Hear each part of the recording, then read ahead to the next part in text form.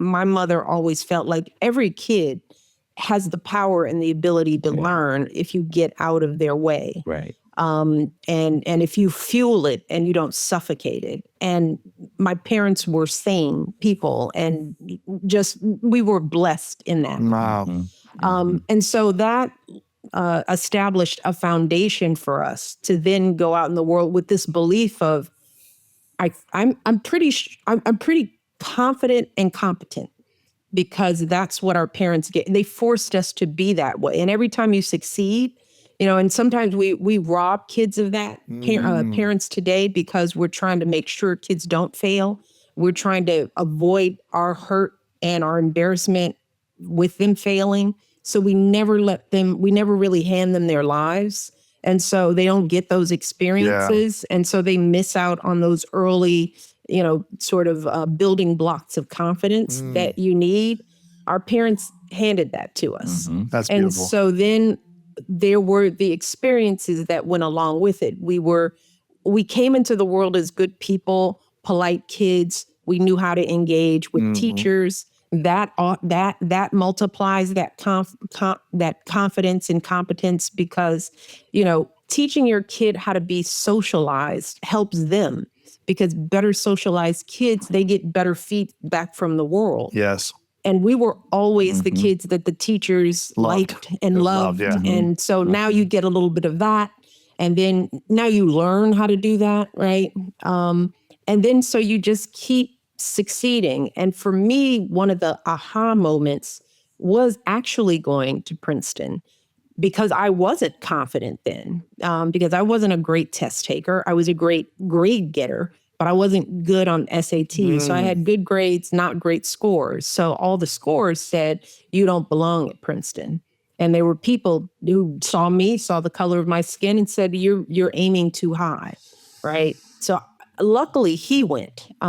You were already there for 2 years, right? Or a year or two? Yeah, I was there for 2 years, and she's being nice, but what she really said was, if this dude can get in, I know I'm getting in. I'm smarter than him. She is a better student than I was. I was a guy who could do well on tests, but I never studied. Interesting. So my first years at Princeton, I got killed because you have to be able to study there. Wow. But my sister is studious and smart, and just the bad, she got frazzled on the test. Yeah.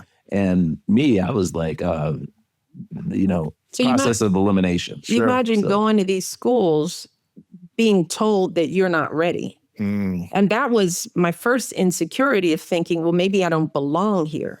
And that's the world telling you that you don't belong, even though it's like, well, all my experiences up until this point say that why wouldn't I belong here? So how did you overcome that belief that you don't belong, or that other people are telling you you don't belong?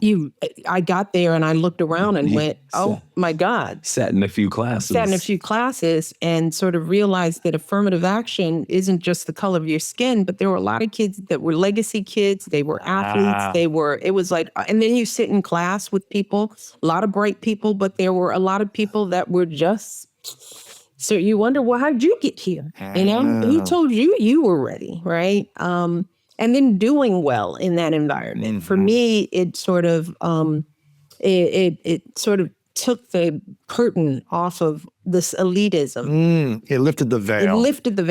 That's the phrase I was trying to come up with. It lifted the veil for me in a pretty. So if I'm here at the top schools in the world and I am succeeding, then all this other stuff is a lie. Interesting. You telling me that I can't, this is the scam. Like, you want me to think I don't belong here when I actually do.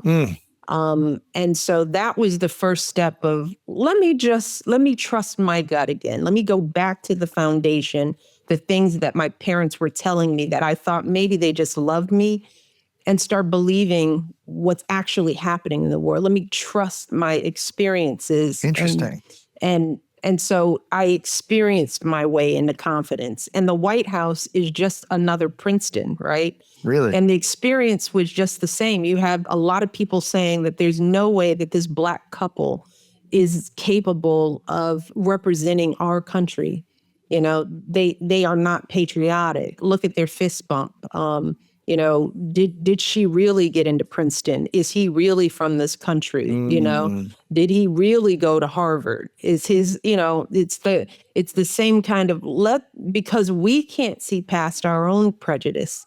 Let's question, because we were told that there is an order and that you don't belong at the top, you know. And what I soon realized is that's not about me, that's about them. Which goes back to what we learned at our kitchen table. It's like you cannot base who you are and how you think of yourself on what anybody else other than who's at this table and knows you thinks, because everybody's bringing their own stuff to their opinion of who you are.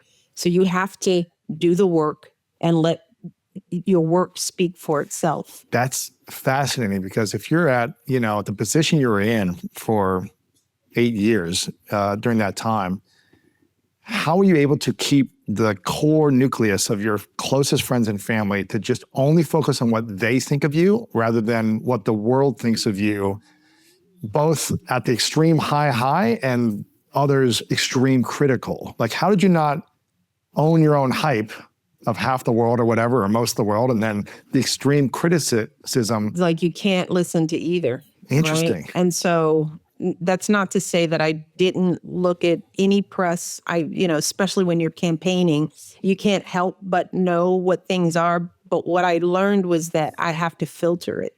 You know, so the beauty of being in the White House is you have a comms team, a communications team. And I just get to the point where tell me the things that are objectively are things that I need to hear. And I just had to practice, and I wasn't always good at it, because I'd look through the clips, I'd look at stories every now and then, I'd dig a little too deep, you know, good and bad. Yeah. And feed the ego, and then also the Exactly. criticism. That doesn't feel good. Exactly. And it's like, well, I can't believe one and not the other, so let me just do the work.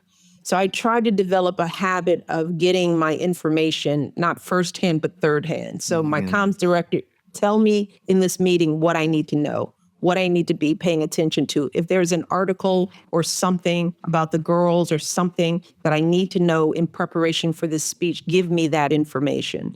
So I do what I tell young people do. Do not read the comment section. You know, just don't go there. If you're in social media and you're doing this work, do not let that stuff feed you. You have to be disciplined enough to just put your head down and do the work and let the work speak for you. So I would read things about the work. You know, did the speech work? Is the program working? Is it having impact? But all the other stuff, the op-eds and the commentary, it's like good and bad.